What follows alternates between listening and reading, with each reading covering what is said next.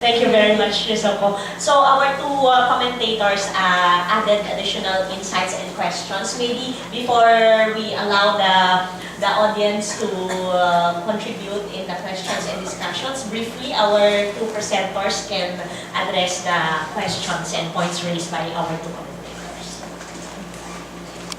Okay. Thank you for raising those questions. Well, I have maybe 2 points to also raise in response to the comments and also to the questions of Sato-san.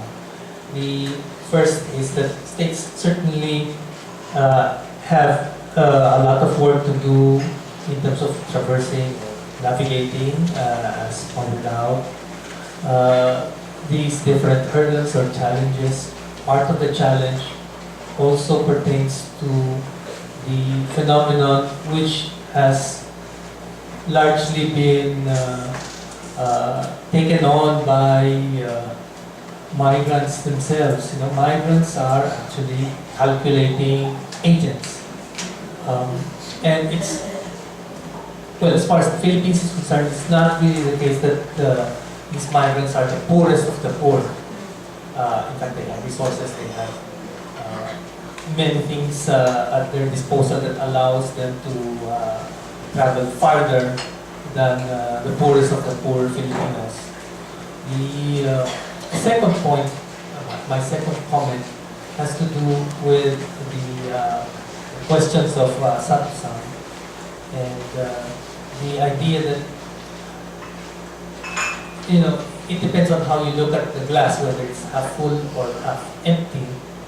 And I mean, in the case of ASEAN, they certainly had a lot of problems, but over the years they have managed to, I mean, slowly also, to resolve some of them. But like in the case of having the ASEAN Charter on migration, depends on how you look at it. Some people say it's too little too late. Others will say, well, considering the nature of ASEAN, it's a major accomplishment.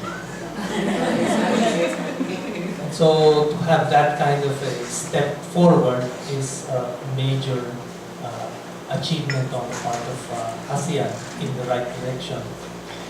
In any case, my take on that, on the ASEAN Charter, is that it can provide a basic framework for future arrangements to take place. But I'm not saying that we are out of the woods. We are still very much faced with a lot of problems within ASEAN, between sending and receiving areas, and between sending areas also. There are differences in the way that we look at migration and how the state should respond to these problems and challenges. So that's it. You have to look at it in terms of how the different states can work within a given architecture or within a given framework. The nature of ASEAN is really something that you have to tread very carefully, to look at progress in a different time context. Everything moves slowly in ASEAN. So your watch must run slower than in a regular time. But that's, I mean, not to say that we don't have problems in the Philippines. No, we still have a lot of problems to take care of internally, nationally in the Philippines. And I think one way through which we can speed up the process regionally within ASEAN is by getting our act together nationally in the Philippines.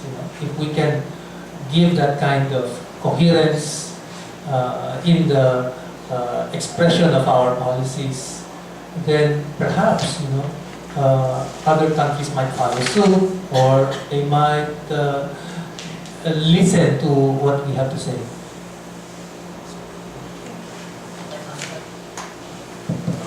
First, I want to thank the commentators for their very incisive, precise, and articulate comments. Now, on first commentator, the question raised on gender ideology is very, very important.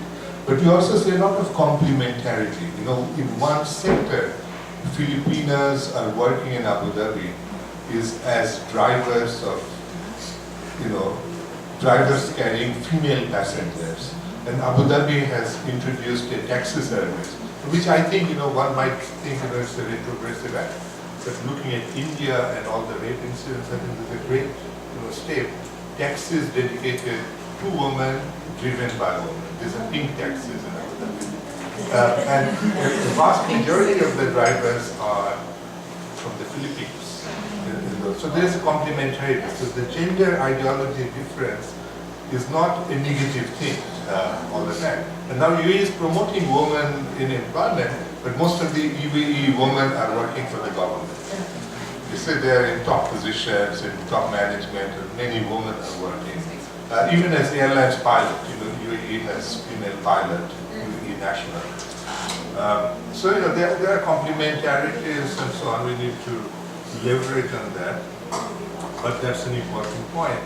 On cultural sensibility or sensitivity that you mentioned, it's very interesting. I mean, I did not mention that because it's a research under progress. Most of the Filipinos in Abu Dhabi, they're not in manual work. Their income is much higher. They're much more educated than Indian or Bangladeshi or Pakistani workers. So most of them are work as clerks in offices, as cashiers. So it's a different occupation. So that's why the number is 200,000, but I'm sure they earn more than all the Bangladeshis and Pakistanis put together because they're in low-end jobs. This is a construction worker typically is Bangladeshi. It's true in Singapore, true in UAE. Pakistanis, drivers, guards, now in Nepal, after the Maoist revolution is over, I think they have decided, to leave communism in pursuit of capitalism. A large number of Nepalese have moved into Abu Dhabi, and many of them work as guards. They're very efficient with weapons, and they know everything about battles. Those are important points we need to look at. Now, the other point raised by, one is, I can't remember them very well, but what were the 2 points you raised? Both? The first one is about labor. You said labor should be active. Yeah. Yes. Now, in my presentation, I showed that 90% of the labor force are foreigners. So where do you find local laborers? The 10% Emiratis who are working, they're working for the government or in banks. So there's no such thing as an Emirati laborer. Your model is American AFL-CIO model. That American trade unions, they have a big issue with, slaughtered Mexican immigrants. But that's irrelevant to UAE and most of the Gulf countries. So the labor, by labor I meant, labor leaders of the sending countries, because not sending countries, they are already there, so you need to talk to them, what are their problems and issues, and so on and so forth, which is being done, not in the Abu Dhabi process, but in separate government-funded research they're trying to find out. Then the second issue that you raised. Maybe and Bangladesh, whether there's any GTC. Yeah. But before that, you also mentioned governance versus management. Yeah. But I want to highlight that governance is more than management. Because management is very technocratic. Governance involves more fluidity into this, more openness. It involves voices from NGO, voices from academic, voices from. So management, you don't listen. Unless you are Toyota. Toyota company is the only company that honestly listen to the ground level workers. So maybe Toyota model would be a good model. But so that's the other point. So we need to differentiate between governance and management. So that's about it. But between UAE and Abu Dhabi, the bilateral, that's exactly what we need. So in a way I was critiquing, I didn't have time to elaborate, that at one level we're talking about Abu Dhabi process where all these countries should talk, but a big decision like this, to halt, to slow down or whatever, the flow of Bangladeshi migrants, at least there should have been some discussion between UAE and Bangladesh. So I don't know whose failure is this, but this is a failure, systemic failure. So there's very little room for bilateral dialogues, which I think are needed in conjunction with multilateral dialogues. So they don't, supersede one or the other. They can go hand in hand, and they should. Thank you. Thank you. Now we will give our other participants a chance to participate in the discussion. Just two reminders first, although some of us know each other, maybe for the sake of the documentation, briefly state your name and your institution, and at the same time keep the comment direct to the point and your question so that we can have more discussion. So we will collect maybe the first set of questions and then we let our speakers respond. So maybe any first takers for the questions or comments or sharing?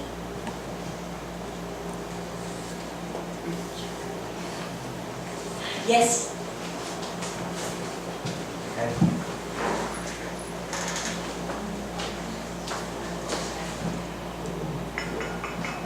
Yeah, it's on. This is a question directed Maybe to you can Dr. introduce Oh, yourself. yes, I'm sorry.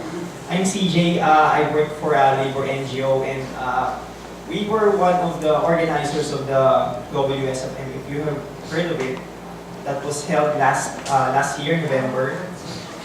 Yes. And we have been working with several migration NGOs, migration advocates. My question is directed at the first presentation. Dr. Tigno mentioned earlier that the Philippine migration industry is unregulated or something like that. I was wondering, how come most of in our engagements with migration NGOs and several migrants themselves, these people think that migration in the Philippines is heavily regulated, particularly labor migration. This is because of several or a number of requirements needed to be submitted to the government agencies, the OEA, plus the fees associated with migration, which burden the migrants.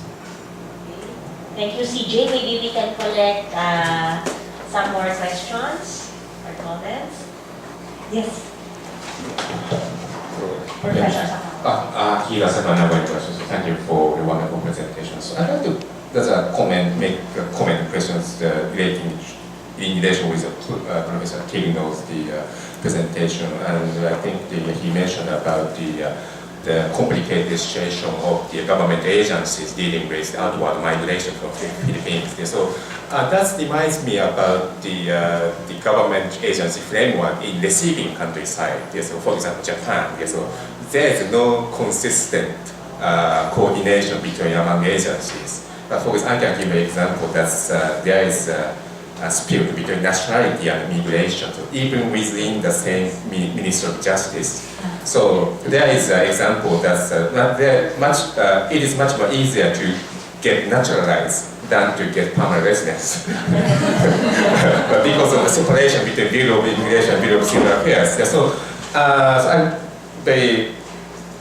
It was very interesting to hear that even in the Philippines, I have an image that there is overseas Filipino agencies. So I thought there was a very coordinated policy and agency, but that's not the case. So it was very interesting to hear that. So my main question or comment is, so having said that, whether it is possible to have either sending side, receiving side, to have a very concentrated, consolidated, centralized agency or government department dealing with migration.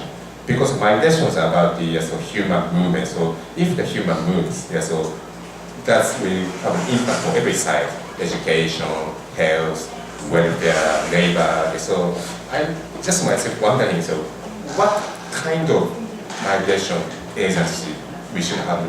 To what extent the migration agency is there to deal with the status? So that's a very difficult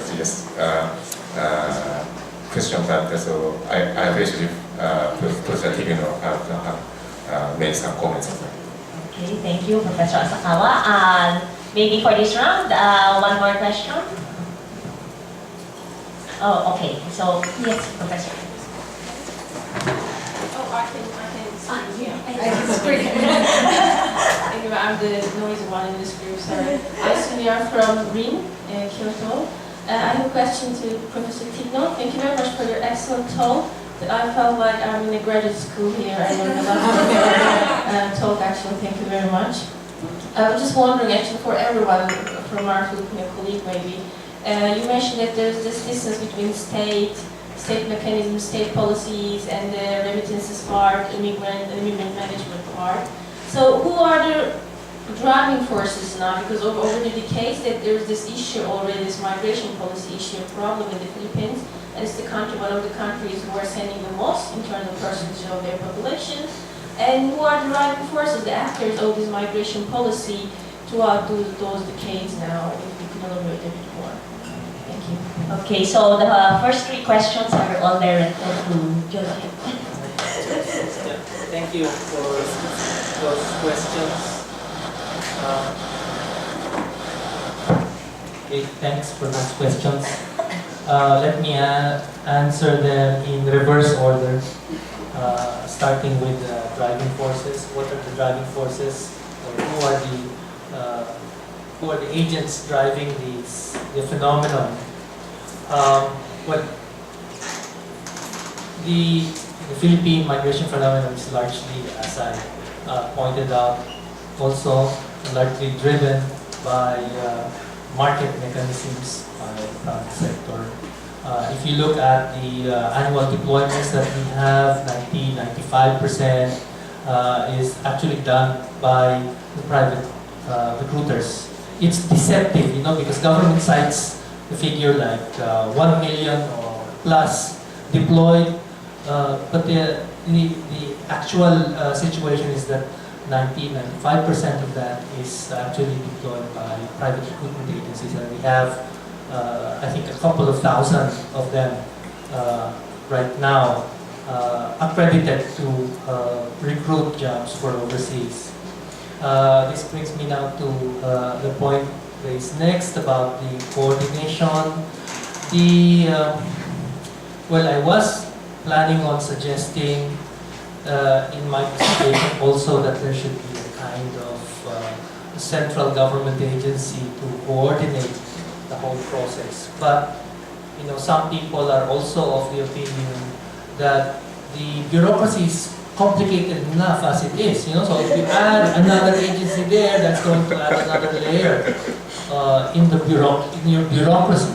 But I don't mean actually creating another bureaucracy, but rather creating an agency that will coordinate these different efforts, because right now there is no coordinating body. You can speak of the Commission on Filipinos Overseas, but the Commission on Filipinos Overseas is under the Office of the President, and it is more of an advisory body rather than really a policy-making and policy implementing agency. They do have their concern, which is on immigrants. So this is another thing that, while you have migrant workers being, services for migrant workers being delivered by the Department of Labor, you have for immigrants and permanent migrants, the CFO.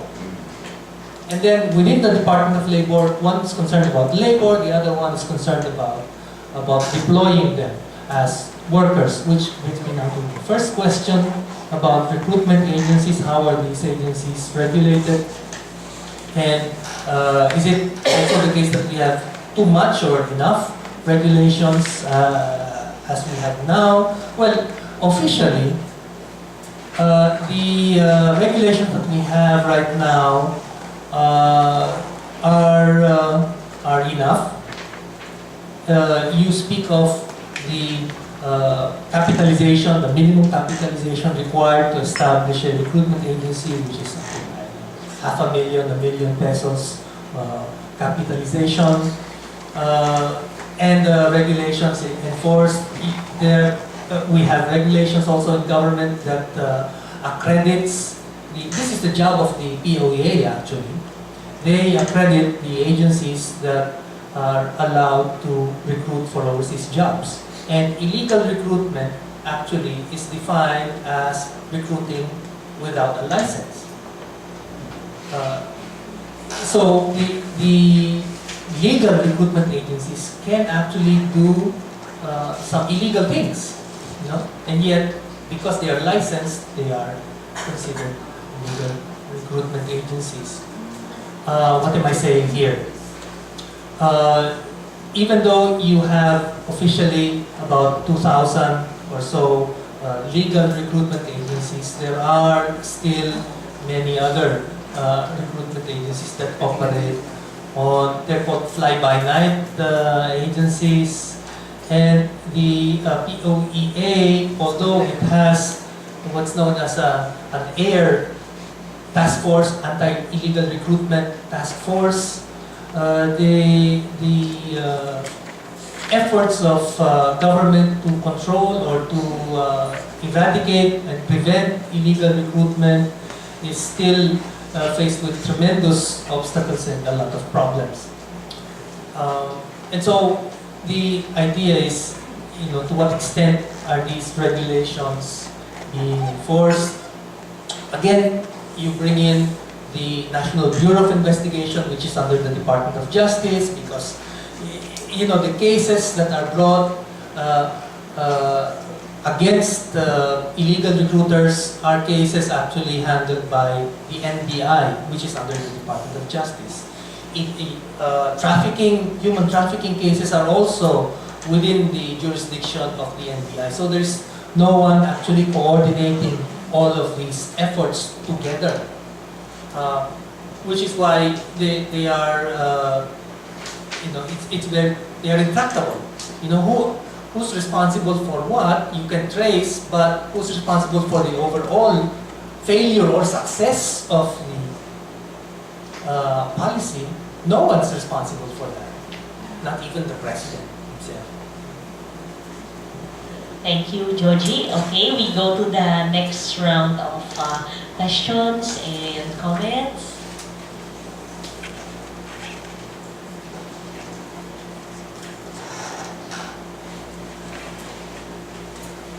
Yes, please. I have a question to Professor Khondker.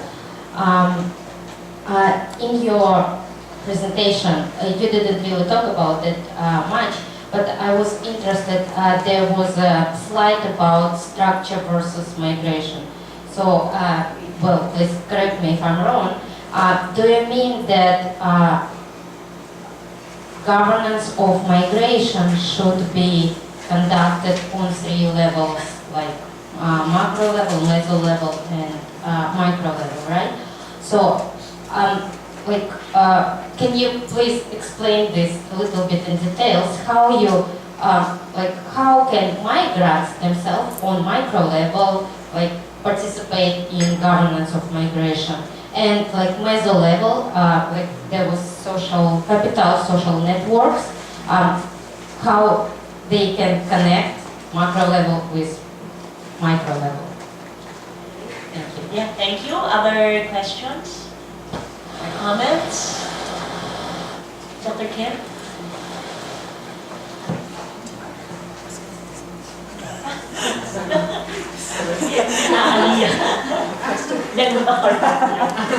I just have a very small question for Dr. Khondker. My name is Alia, I'm a PhD student in UP, but from Kazakhstan originally. I have a question about the general forum that's going in Colombo process and Abu Dhabi, what is the role of multinational companies or corporations or business sector as a whole in this process? Because from my small experience of what I see in Central Asia, in Kazakhstan in particular, most of, for example, Filipino workers, they actually work in Abu Dhabi under oil companies which are the American or European, and they come for 3 months contract, maybe 4 months contract to Kazakhstan to do some piece of work, which are not under the quota of the government, in fact. It's, they just come on business visas, you come for a conference, and do a piece of work and then return to Abu Dhabi. So many workers that are not actually as considered as migrants, they are just on a small contracts that come under the corporate level management. So how does the corporate sector participate in that process? Does it participate at all? Thank you. Thank you, Aliyah. Dr. Ken? Khondker from Ryukoku University in Japan. I was interested in this cycle of migration that was brought up in both the discussion papers. I'm from Australia originally. We're seeing in certain ethnic communities that as they get older, they want to go back to their own country because they have a nostalgia for going back. I was wondering, your chart showed how wonderfully complicated bureaucracy is. But is there any looking forward to the next generation that may come back for care work, for caring, to be cared for?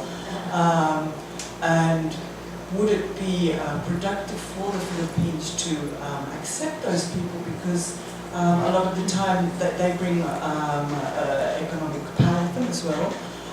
It would create new jobs within a country, etc. Is there anything that takes this discussion as far as that into the future? Thank you, Dr. Ken. So the first two questions are addressed to Dr. Khondker and the last one for George. Yeah, before addressing the two very interesting questions, let me say something different from the previous discussion, that we need not worry too much about lack of coordination in bureaucracy. That's what bureaucracy is supposed to be. In US, one of the lessons of 9/11 is before 9/11, after 9/11, they realized that they have so many intelligence gathering agencies in America. And you'll be surprised that the biggest agency, very few here would know, is not CIA. It's called NRO, National Reconnaissance Organization. Largest intelligence gathering, then CIA, then FBI, and each branch of US military, Air Force, Navy, Army, they have their own intelligence. And no one knew what was going on. And they figured out that there was zero coordination between CIA and FBI and NRO and other agencies. So this is same everywhere, bureaucratic organizations are known for lack of coordination for all kinds of reasons. Having said that, let me address the two very important questions. One is Victoria's question about the 3 levels. Now, the 3 levels, this is my reflections. Remember I said there will be some reflections. I have not thought it through very carefully. I've simply said, okay, in order to understand migration process, we need to look at both macro level, meso level, and micro level. Because individual agency is very important. At the end of the day, whether the government promotes migration or not, if individuals are determined, they can do absolutely wonderful things. They can create their own life world, So we need to look at that in understanding migration process. And migration process will lead to migration governance. And in the governance, we need to take into account that's why I was raising yesterday those questions, that should we give too much power to the state in managing, in training, in orienting? Who is the state anyway? Why can't we leave it to individuals?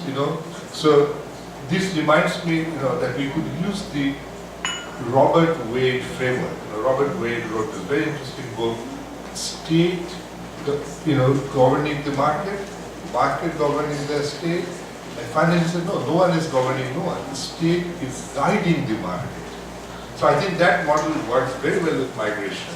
The state is not controlling it, and free market is not controlling the state, but the state can guide the migration. So the state's role should be more of a guide rather than a regulator or manager. I mean, we really need, because in the long run, if individuals are conscious, then that's the best defense against exploitation and so on and so forth. So you have to trust individual judgment. So it's still a work in progress. We can discuss that in Popular City. But coming back to your point, what's the role of MNCs and TNCs? Now, in UAE, MNCs are not unlike Singapore. MNCs are not in construction. They are in construction work, but unlimited, and they're in finance. And you don't have migrant workers in finance. So people who work for big companies, banks and financial corporations, they are well taken care of, So they don't belong to this Abu Dhabi process and so on so much. So we need to differentiate this with the migrants, the high-end migrants, white-collar migrants versus blue-collar migrants. The concern that we have is with the blue-collar migrants, the manual, the working-class migrants. I think they are the issue here, So at that level, MNCs do not come in big picture. But I'll tell you a related story which is very interesting. And these are things that are not politically very sexy, not big. So people don't talk about it. One is like New York University in Abu Dhabi, and Sorbonne, and Louvre. They have all set up their branches in Abu Dhabi. And when they were employing workers, you see, Human Rights Watch published a report saying that if they don't comply with highest standards of labor relations, we will expose them, we will campaign against them, go to Paris and force the French government to withdraw Louvre and so on. Now, immediately NYU and the French establishments, they decided to follow the international standards in terms of wages, in terms of benefits and so on.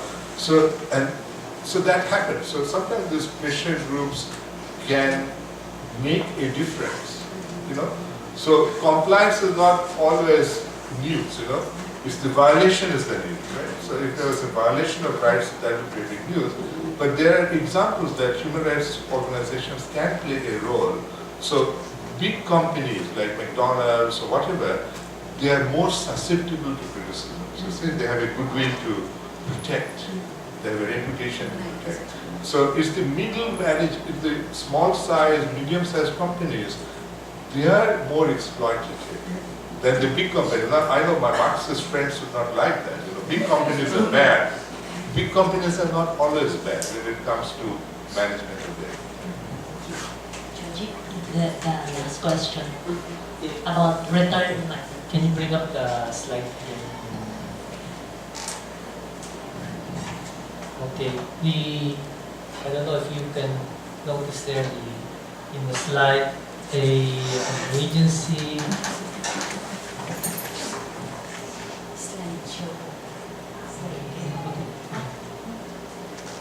Yeah. Just bring up that slide. The chart, Yeah.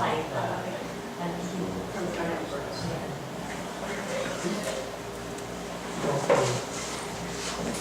There should be, okay, this is before, this slide, was made before they established an agency called the National Reintegration Council for OFWs. It's supposed to be a National Reintegration Council, but it's under the Department of Labor. And you can count the number of their personnel with the fingers of two hands. Your two hands. We have like something 6 people working in that council. So this is how important reintegration is for government. Much of the work of the Overseas Workers Welfare Administration pertains to crisis return. People who've been displaced by conflict, by economic crisis in different places in the world. And so, in crisis return, there is really nothing much you can do about what you can plan for them, since it's an emergency. So the importance here of planned return, planned reintegration is crucial because, pretty soon, sooner or later, all their contracts will end, and so they have to return. return. They will retire. They'll be taking care themselves, you know. But that is not in the equation at the moment. There is, as I said, an NRCO, National Reintegration Council, but it's still in the process of brainstorming its role in the whole migration scheme. But you're right, there should be. I mean, we've been at it for 40 years now. I'm sure people have retired already as Filipino migrants. You know? And what's happening to them? What is government doing to plan for their eventual return? Or even to monitor their return is something that is also government should be doing, think of doing. Okay, so are there other questions or comments? And then yours. Good morning. Good morning. I'm Jordan Roque, and I'm from the trade unions. I have two questions, and they are addressed to both speakers. First, I'd like to hear your thoughts about circular migration, which is being promoted as a way to harmonize the interests of labor-sending and labor destination countries. And second, there are different codes of practice that have been coming out, you know, as a way to govern international migration. So what do you think about these codes of practice? So for example, we have code of practice in the Commonwealth area for teachers. There's the DACA principles. There's this WHO code of practice for health workers. What do you think of this ethical recruitment codes of practice? Do you think they are effective and a way to to govern international migration? Thank you.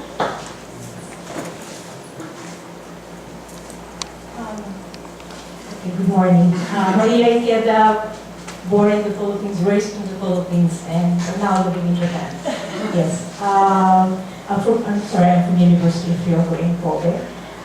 Just wanted to ask Professor Tigno about, you mentioned one of the ways to go forward and to utilize the resource, the remittances of migrant workers would be to increase the capacities of local government for them to be used for local development, and use resources for local development. But increasing the capacities of local development, which is explain that a little bit more, why there's a need to increase capacity.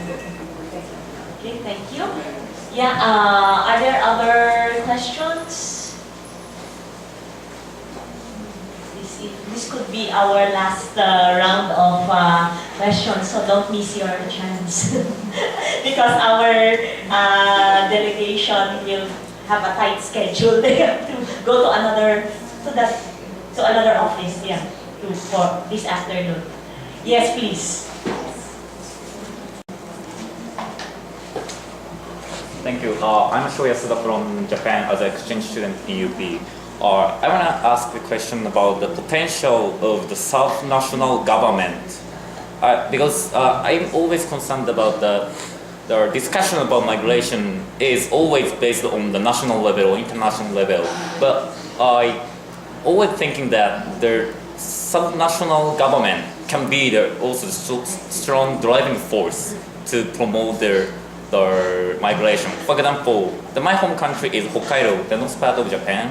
Japan is always said to be the closer country, which means very negative to accept the migration. But when it comes to Hokkaido, Hokkaido is very positive to welcome the migration of other countries to promote the economy, to promote their tourism. So I think that one of the solutions for Japan to be positive receive the migration is that the sub-national government like Hokkaido can be the driving force and have the strong attitude toward the government, national government.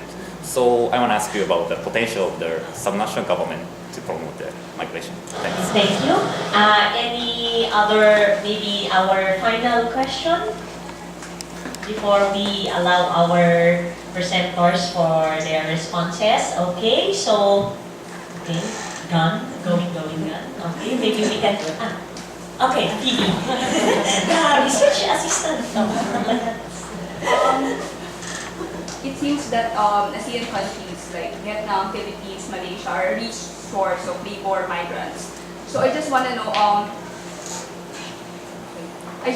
if like ASEAN countries do talk to each other, or are they forming some kinds of like studying or proposing, talking to each other, discussing things on how they could improve their relations to other countries, especially because they are the sending countries. Thank you, Phoebe. So that would be the final question. Maybe we can start with Georgie. First off, about the local governments. Well, you are right.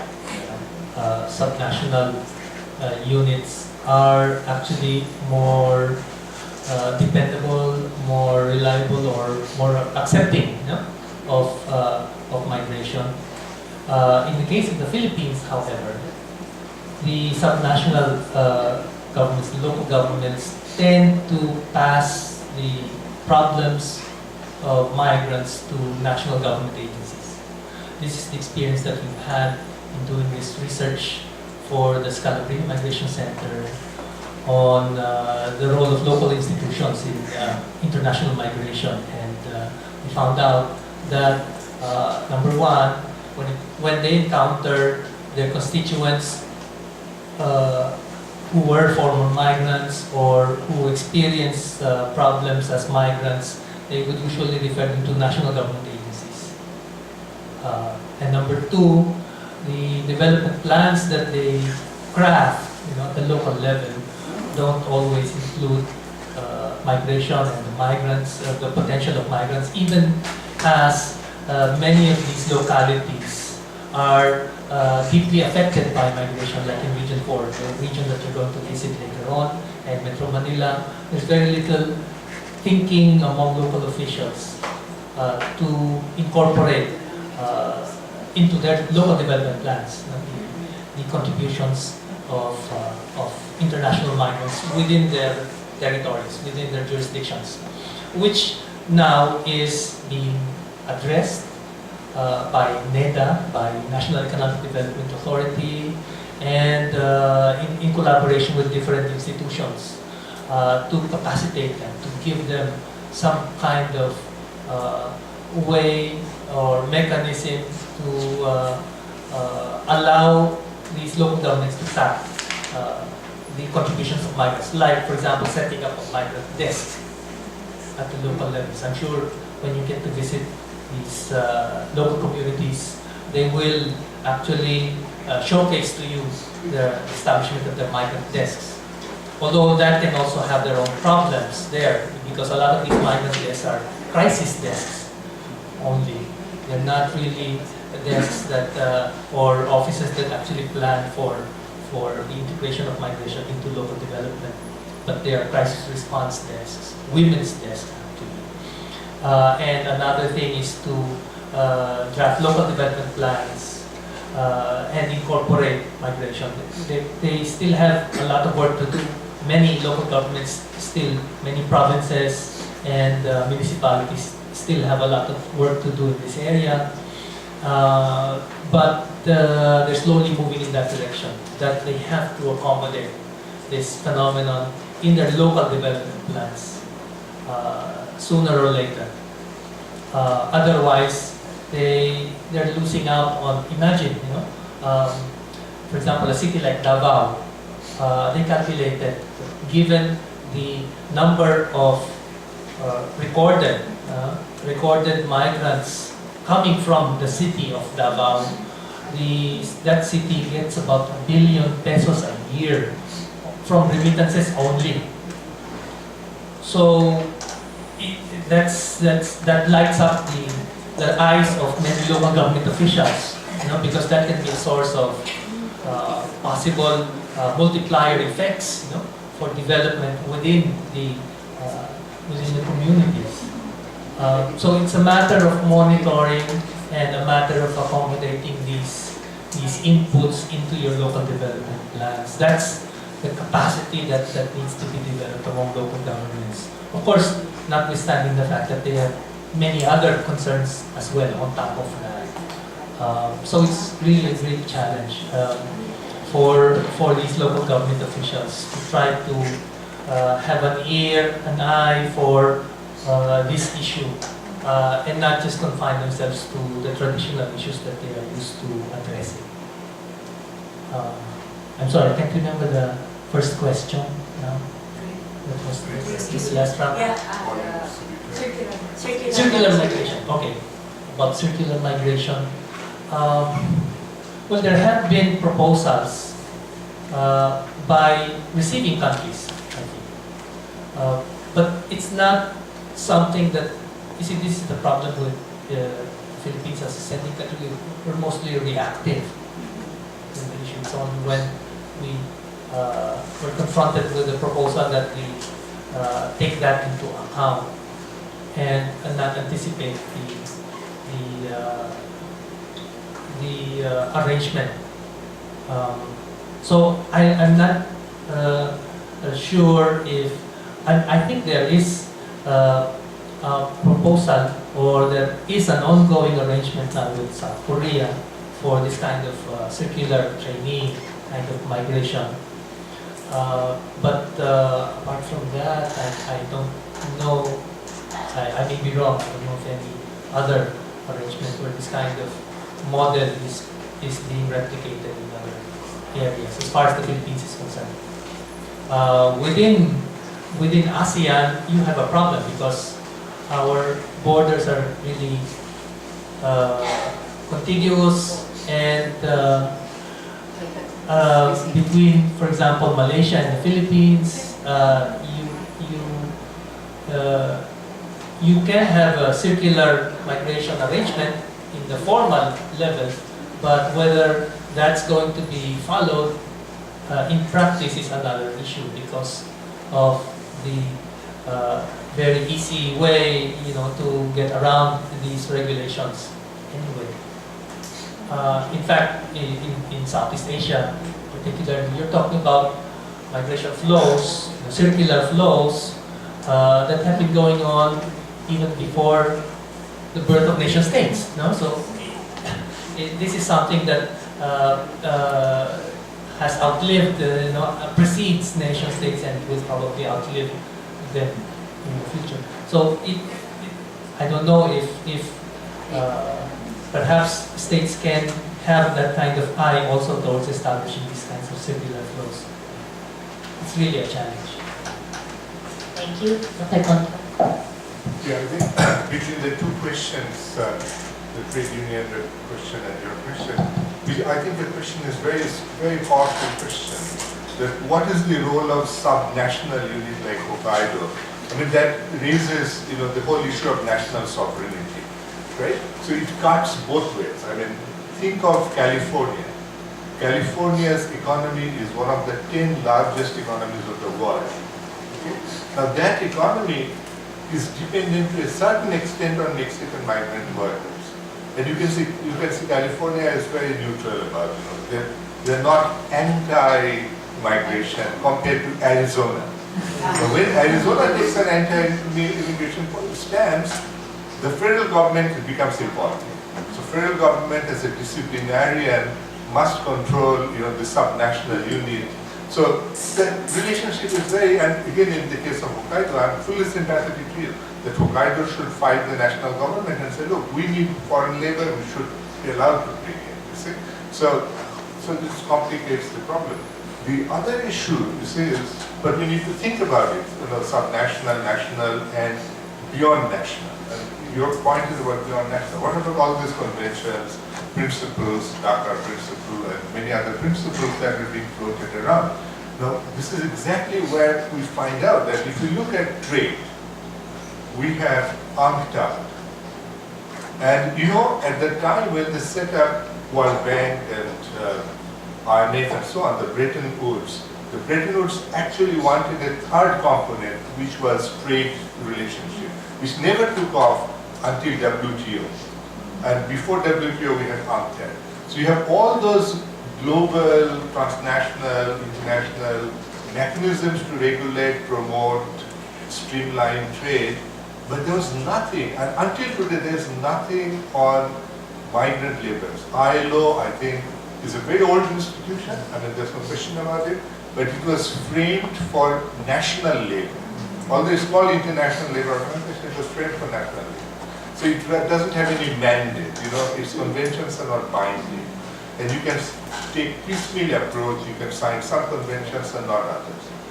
International Organization for Migration is still a toothless organization. So you do not have any concrete multilateral institution that can oversee, regulate, and help, because in the end we need help.